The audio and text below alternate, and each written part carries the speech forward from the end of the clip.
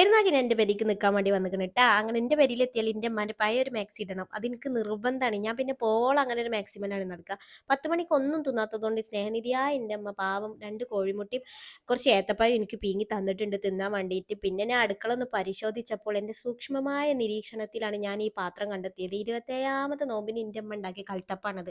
അങ്ങനെ അത് ഞാൻ തിന്നു മരിച്ചോ ഇല്ലയെന്നൊന്നും അറിയില്ല ട്ടാ. അങ്ങനെ പിന്നെ ഫ്രിഡ്ജൊന്ന് തപ്പാ വിചാരിച്ചു. ഇന്നലെ ഞാൻ വന്നിട്ടുണ്ടെങ്കിലും കാര്യമായിട്ടുള്ള പരിശോധന ഞാൻ അടുക്കളയിൽ നടത്തിയിട്ടില്ല. അങ്ങനെ ഇന്ന് നടത്തി. ഈ പുഴുങ്ങിയ മുട്ടക്കും പഴത്തിനും സൈഡായിട്ട് വല്ല ഹോർലിക്സോ ബൂസ്റ്റ് എന്തേലും തരുമോ ഉമ്മാന്ന് ചോദിച്ചപ്പോൾ 2 തെറി പറഞ്ഞുകൊണ്ട് ഇമ്മാണ്ട് പോയി. ഇതിൻ്റെ ഇടയിൽ എൻ്റെ ആങ്ങള വിളിച്ചിട്ടുണ്ടായിരുന്നു ട്ടാ. ഓന് എപ്പോഴെങ്കിലുമൊക്കെ വിളിക്കുള്ളൂ. പക്ഷെ വിളിച്ചിട്ടുണ്ടെങ്കിൽ 2, 3 മണിക്കൂർ വർത്താനം പറയട്ടെ. അങ്ങനെ ഒരു പ്രത്യേക നിധിയാണ് അവൻ.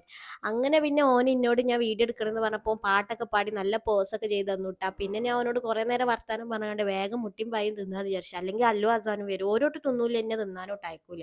പെട്ടെന്ന് തന്നെ ഞാൻ മുട്ടിയും പായും കാര്യങ്ങളും ഒക്കെ തിന്നിട്ടുണ്ടായിരുന്നു. പിന്നെ ഉച്ചക്കൊക്കെയുള്ള പരിപാടിക്ക് ഉമ്മ നിന്നിട്ടുണ്ടായിരുന്നു ട്ടാ.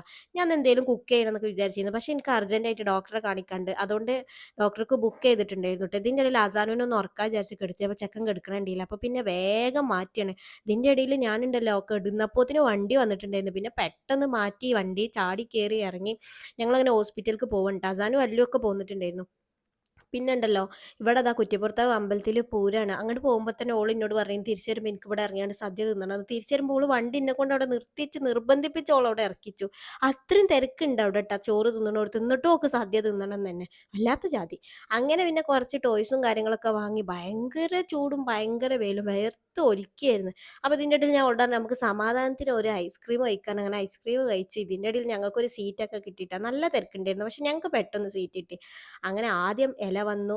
2 ഇല. എനിക്ക് 2 ഇല ഉണ്ട് ട്ടോ. അല്ലുവിൻ്റെ ഇലയും കൂടി ഓൻ ഇന്റീം വെച്ചിട്ടുണ്ടായിരുന്നു. അങ്ങനെ നല്ല അടിപൊളി സദ്യയായിരുന്നു. സദ്യൻ്റെ കാര്യം എടുത്ത് പറയേണ്ടതാണ്. പിന്നെ അത് മാത്രമല്ല ഈ പായസം ഉണ്ടല്ലോ ഇതൊരു മുതല. എൻ്റെ ലൈഫിൽ ആദ്യത്തെ ഒരു അനുഭവമാണ് ട്ടോ എനിക്ക് ഇങ്ങനെ ഒരു സദ്യ തിന്നൽ. അങ്ങനെ പെരേലെത്തി. അത്രയേ ഉള്ളൂ. Tata bye bye see U.